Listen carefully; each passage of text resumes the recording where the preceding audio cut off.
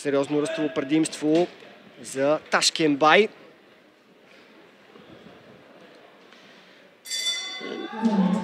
Сега ще видим, защото индийците хич не са за подценяване. Страшно впечатление правят. И те много добре върват нагоре. Аз специално и този индиец го гледах. Много правилно играе. И аз мисля, че ще направят много хубаво среща. Един от най-успешните индийски боксьори през 2019 остана на второ място на световното първенство. Бил азиатски шампион през 2019 година в Банкок. Общо взето печелива медали от много големи състезания. Така че знае какво прави на ринга. Така е правилно и срещу него има изправен добър боксер. Затова е интересно да видим как ще започне срещата. Ето, както виждаме, индийцът сега вкара 2-3 удара. Ето, още има серия. Много добра задна ръка има. Прекрасно работи с нея Амит Амит. И точно знае кога да пусне удара, кога да се дръпне. На мен още от първия ден ме хареса този боксер.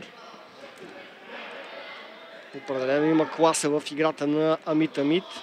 Той все още не е спечелил олимпийска квота, така че ще го видим в Италия на квалификацията. Добри боксери се и заслужават такива да спечелят квоти и да радват очите на Олимпиада. Но сега на мен индийца ми прави по-добре впечатление от казахстанец. Много е талантлив Ташкенбай, световен шампион за юноши младши, юноши старши възраст. Тепърва навлиза при мъжете, само на 20 години е. Дясно коше забива Амит. Аз казах, че много добро впечатление прави индийца и поне за мен до момента печели срещата. Има още много време, но много добре играе. Не лош старт, по-агресивен е, знае кога да натисне, а на моменти... Изглежда е доста по-опитен от него и има усета точно кога да направи атаката.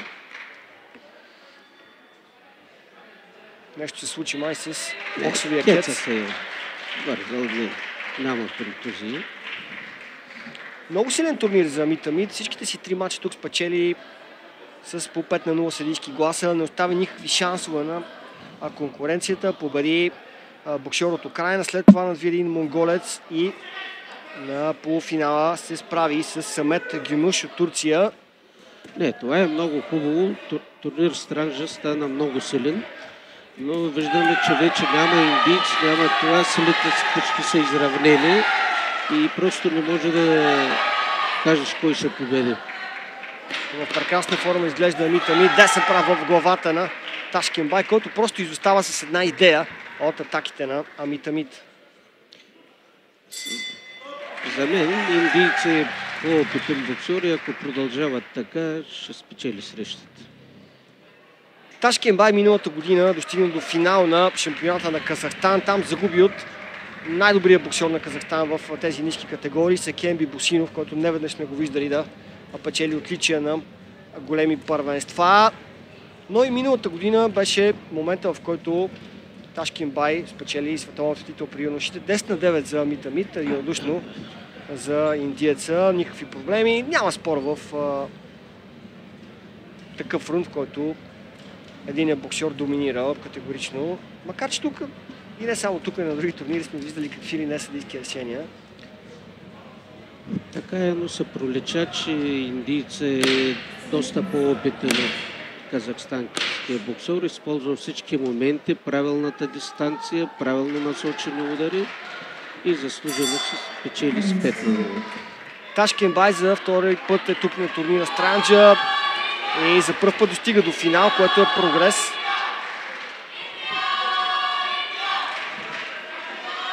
Ето пак започва индийца много спокойно, макар че казахстанеца се опитва да мъчи да наваксва, но мисля, че ще е трудно. Индийца е доста спокоен, опитен боксер. И още от първите дни, както казах, направи много добро впечатление.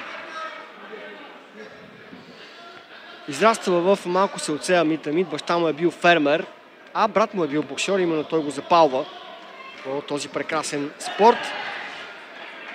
Член на индийската армия е Амит Амит.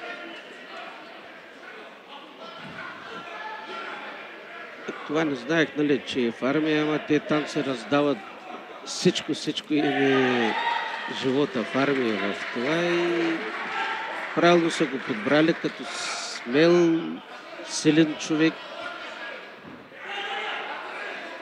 Преди години в България е било така, доста спортисти са били военизирани, за да може да имат сигурност. Така беше и нещата бяха много по-добри. Имаше сигурност за спортистите. Да, дори след края на кариерата биха могли да се реализират, било то като инструктори по бойна подготовка, било то... За всичко, за много работи просто помага това. Малко по-равностойен този втори рунд, но отново Амит Амит е по-агресивният боксер от двамата. Така е, да. Казахстанеца пуска удари, но се вижда, че почти не достигат до целта, докато на индийци попадат в целта. Много е бърз и прецизен, знае точния момент кога да атакува и забележи колко интересно с няколко крачки успява да докара Ташкенбай в близост до въжетата. Когато казахстанецът се озове там, веднага Амит Амит атакува и вкарва точни удари. Значи това е много важно, да може да прецениш точната дистанция, тогава да стъпат краката и стъпат ли точно да са на дистанцията, няма как да не попаднат. А и когато Ташкенбай е близо до въжетата, вече мобилността му е ограничена, не може да бяга и дори да се опита. И няма този опит вече да знае какво да направи.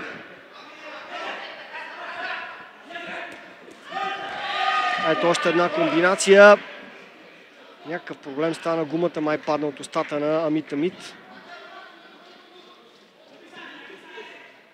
Случват се и такива работи, макар че много боксери като се изморят ги плюят, но това не беше нарочно. Макар че си има правила, като падне 2-3 пъти гумата и дават официално предупреждение. Много силно завършва Амит Амит. Много тежки удари. И аз мисля, че този рунд също се го печели с 5 на глас. Категорично вдигна темпото във втората половина на рунда Амит Амит и отново се видя кой е по-добрият боксер. Тепърво му предстои мисия за попадане на Олимпийските игри. 5-0 съдийски гласи във втория рунд. Убедително води с 20-18 и в 5 съдийски карти. Но сега пак казахстанеца ще тръгне вече да се хвърля в атака, но пак ще попада в рискови ситуации и просто трети рунд ще се доиграе. Дали Амит Амит няма да реши да експериментира, да види дали би могъл да спечели и третия рунд, евентуално ако бъде поставен в ситуация по време на квалификацията или на друг турнир, че трябва той да бъде агресора. Как мислиш? Или по-скоро ще играе на сигурно? Не, той боксер от Казахстан сега ще търси някой силен удар, нали, нокаут. Аз за Амит питам, дали индиецът ще опита да бъде все така агресивен, както в първите два рунда, или ще действа по-дефанзивно? Аз мисля, че ще продължи. Той е опитен. Значи един опитен боксер винаги ще направи това, ще играе така, както му върви играта. Независимо, че води, и той го показва, започва пак по същия начин, се продължава играта. Тя му носи успех и няма смисъл да я промени. Какво би трябвало да направи при подобна ситуация казахстанеца? Ти какво би го посветвал в ъгъла, когато матчът не върви за него? Просто да търси някой нокаутиращ удар. Друго просто няма и какъв съвет да му се даде. Много добър финт на Амит Амит. Хваща се казахстанецът, вече отнесе доста тежки бомби в този матч и знае какво го чака. Страшен усет има индийцът.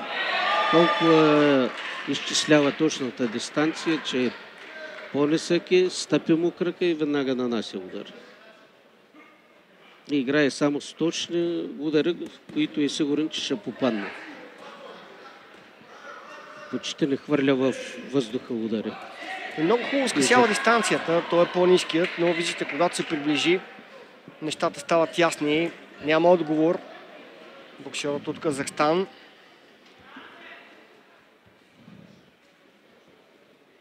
Ето, забележи на индийца, на всеки удар крака винаги му стъпва. Прави се такава сметка, че като стъпи да достигне удара.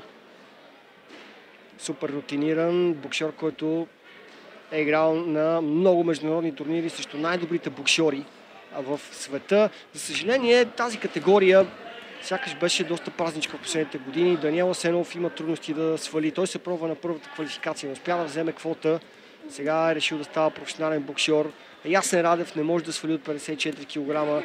Вече говорихме за Ергюнал Себахтин.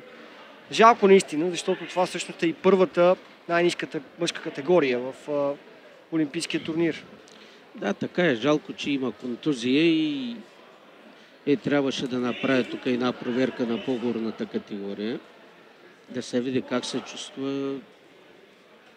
Аз доколкото знам и той пък и по-малко килограми и това ще му се отразява, дано да успее да качи и някой килограм. А с Даниел Асенов какво мислиш? Каква е ситуацията? Защо той не се пробва на следващата квалификация?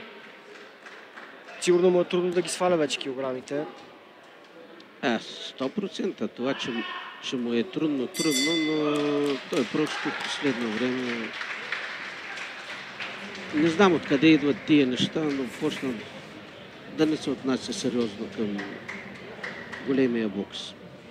Запитвал ли си се каква е причината да не би, още когато беше юноша, започна да печели големи състезания при мъжете, европейски титли? Не, ще се премълча за това. Имам нещо мое си, но ще се го запазя за мен. Разбирам, деликатен е въпрос, но е наистина жалко, че един от най-големите таланти в българския бокс не успя да реализира на 100% потенциала си. Победа за Амит Амити и той печели титлата в категория до 51 кг.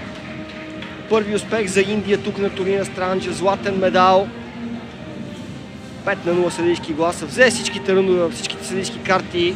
Няма как по-добре да спечелиш матч от толкова убедително представяне.